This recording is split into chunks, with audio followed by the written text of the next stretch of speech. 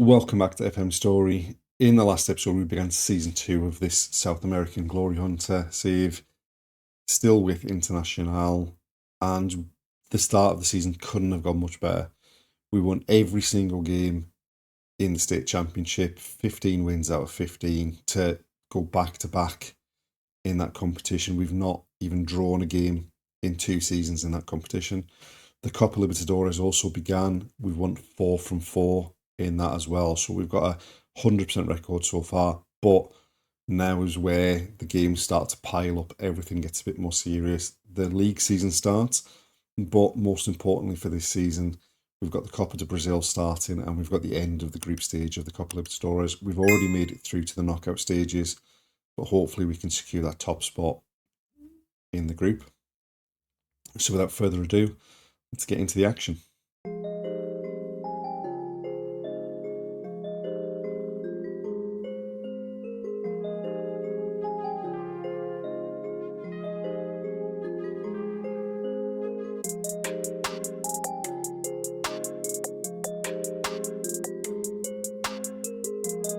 We have made it into May. We've got the last game of the Copa Libertadores group coming up against Atletico Nacional, which will decide who finishes top of the group. As we said at the start of this episode, we had an exceptional start to the season. We won every game in the first 2.5, 3 months of the season, winning the state championship and winning the opening 4 games in the Copa Libertadores. Since the actual Brazilian league season has started, things have gone pretty rapidly downhill. So we ended the last episode after the 4-0 victory at home against Newell's in the Copa Libertadores. We started this episode with a 6-0 victory at home in the Copa do Brazil. We then had a 0-0 draw on the opening day of the season where we had 25 shots and didn't score a goal. We then lost 2-1 to Flamengo. I mean, the fact that it was so close is a bit of a misnomer because we scored a goal deep into injury time. However, the actual man of the match was Sergio Rocher, our goalkeeper. He conceded 2 goals and still had an 8.2 average rating. A lot of that is down to the fact that he saved a penalty from Gabi Barbosa, but he came up with some big saves to keep the game at 2-0, at 1-0 and 2-0. And without him, we would have lost that by 4 or 5. We then went back to Copa Libertadores action and got a hard-fought 2-1 victory at home against Independiente del Valle. We had Romulo sent off early in the first half. We missed a penalty in the second half. Just not a all-round good performance. We were then back in Copa do Brazil action and won the second leg 4-0 to secure our place in the 4th round, where we've been drawn against Vasco da Gama. But back to league action and a really poor performance away at Atletico Mineiro saw us lose another game. And then that led to us changing the formation. And the first half against Corinthians, who were down in the bottom half of the table with us, was not great at all. And we needed Enner Valencia to come off the bench and rescue us. And we managed to eventually come away with 3 points there. So what it means as far as the league's concerned is we've played 4 games, we've got 4 points, we're well off, well adrift from the top. We need to get some performances in. Obviously the league doesn't matter, but we need to get some performances in, otherwise we're going to get sacked before we have a chance to win the Copa do Brazil or the Libertadores. Speaking of the Copa Libertadores, going into that last game, as you can see, we are top of the group so far with 5 wins from 5. We did beat Atletico Nacional in the home fixture, and we've now got a trip to Colombia to play them. We should hopefully, even if we lose, hopefully we don't lose by enough to swing the goal difference, but we should finish top of the group. That's the aim for the game. Unfortunately, we're still missing Nicolas Paz, who, with his broken leg, is going to be out for at least another 2 months. And Wanderson picked up an injury in that last game against Corinthians, and he's going to be out for a couple of weeks as well. So we have switched the formation up to from the 4-3-3 to a 4-2-3-1, and hopefully we've got enough to turn this run of form around.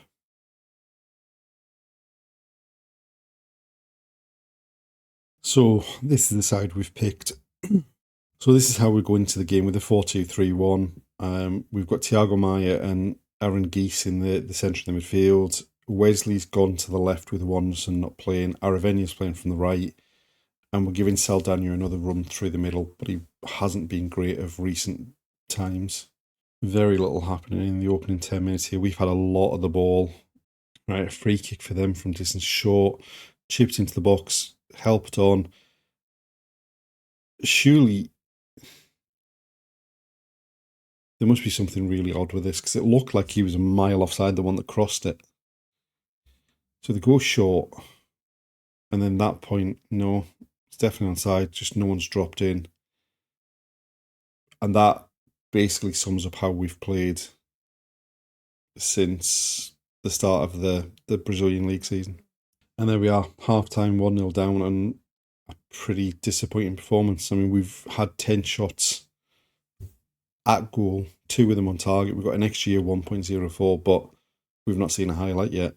So, yeah, things are not going great at all here. Right, we've sent the same team out to start the second half. We'll give them 10-15 minutes before we change it if we need to.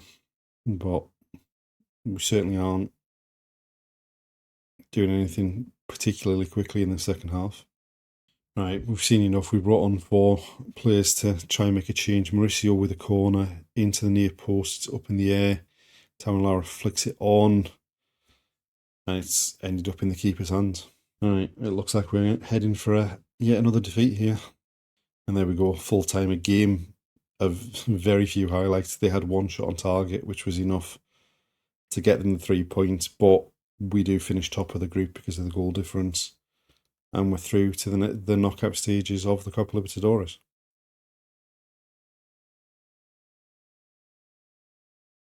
So we've made it to the end of May, and we've got a big game coming up against Vasco da Gama. Obviously, one of the aims for this season was to do well in the Copa do Brazil. We're in the 4th round. We've got the second leg coming up against Vasco da Gama. We did well in the first leg, and now it's about making sure we make our way into the quarterfinal. Since the loss against Atletico Nacional in the last game of the league, since the loss against Atletico Nacional in the last game of the group stage of the Copa Libertadores, we've gone on a decent run of form. First up, we beat Botafogo 4-0 in the league. Then we won the first leg of the 4th round of the Copa do Brazil 3-0 against Vasco da Gama at home. We then beat Vitória 3-1 away from home. We beat Santos 2-0 at home. And we beat Curitiba 3-0 away from home. So we go into the game in a bit of form. We've solidified ourselves defensively as well. But next we've got this 4th round, second leg tie away at Vasco da Gama. We need to win to make it into the quarterfinal. And we just have 2 injuries. Matias Diaz, it's not too serious. He's out for a couple of weeks.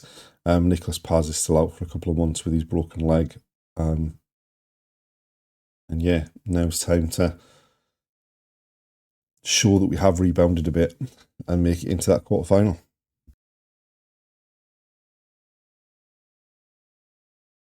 So this is the team we've selected for the second leg against Vasco. With the switch to the 4-2-3-1, we're playing a front 4 of Aravena off the right, Mauricio in the number 10 role, Wanderson off the left, and Saldana is going through the middle.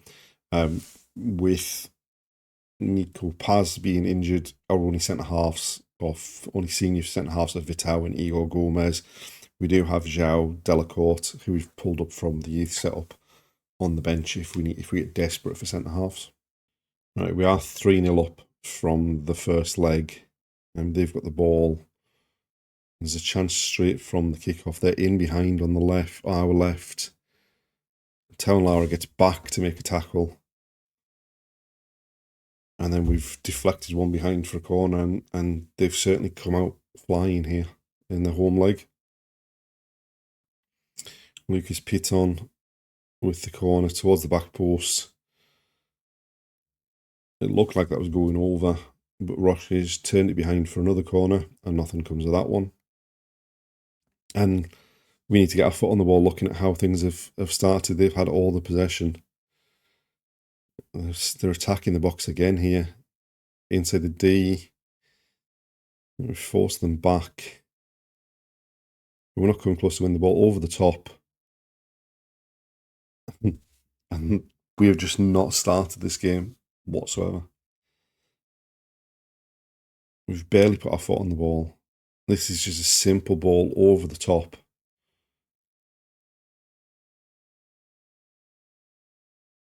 And that's reduced the advantage to 2 goals. It's well onside as well. Right now they've got a free kick in a dangerous spot. Headed clear to the edge of the area. Oh my God.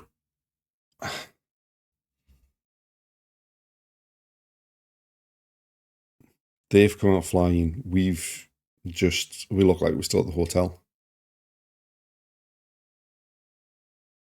This is probably the worst we've played all year.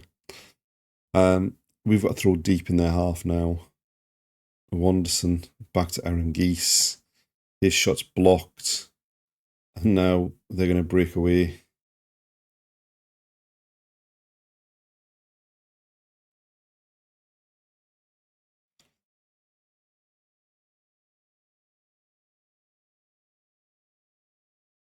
We're not getting close to them.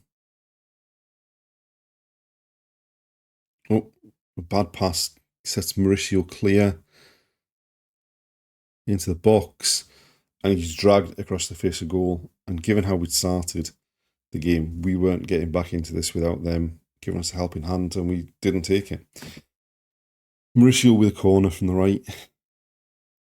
Goes short to Wanderson. Pulls it back to Aravena. Back to Wanderson. Mauricio cutting in on his left foot. And it drifts wide of the far post. Right, another corner. Mauricio, this time into the box. It's up in the air. Igor Gomez heads it down. Zambrano crashes one off the top of the crossbar. Right, Town Lara with a free kick from about 25 yards. He hits the bar this time. Right, they've got the ball at the back.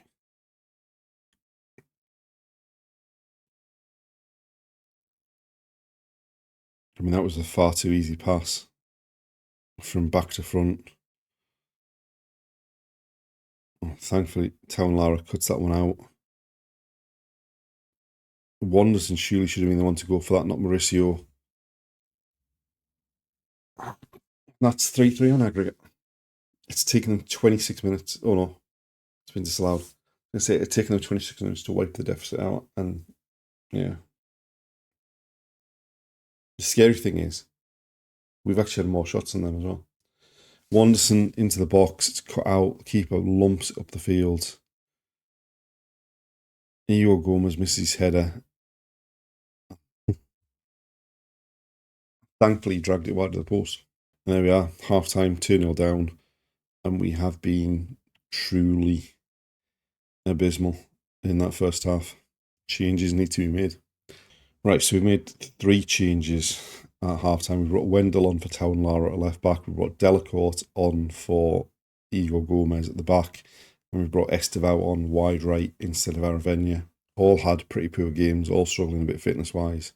Right, we've made the last of the changes we were allowed in bringing on Enner Valencia and Andres Romero, and immediately they've levelled the tie at 3-3 on aggregate.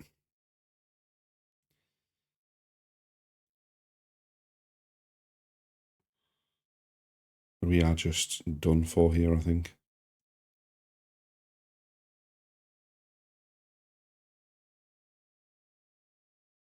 Just a simple ball through again. Just takes a touch round the corner. Delacourt doesn't get close enough to him. Right, a late throw for them.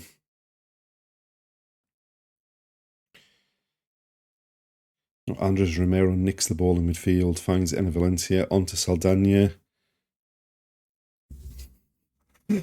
That is an absolute robbery. We have done them in extra time. We've been so bad for 90 minutes. And then we finally nick a ball in midfield, work it forward to Saldana. He plays it past the keeper, puts us 4-3 up on aggregate. with just the rest of injury time to go. And there we go. Somehow we've made it into the quarterfinals. I'm not quite sure how, because we could have been about 5 or 6 down in that first half. It turns out it was actually a pretty even game. I mean, we've been hammered 3-1 in a pretty even game by the statistics, but that one goal was enough to see us into the quarterfinals.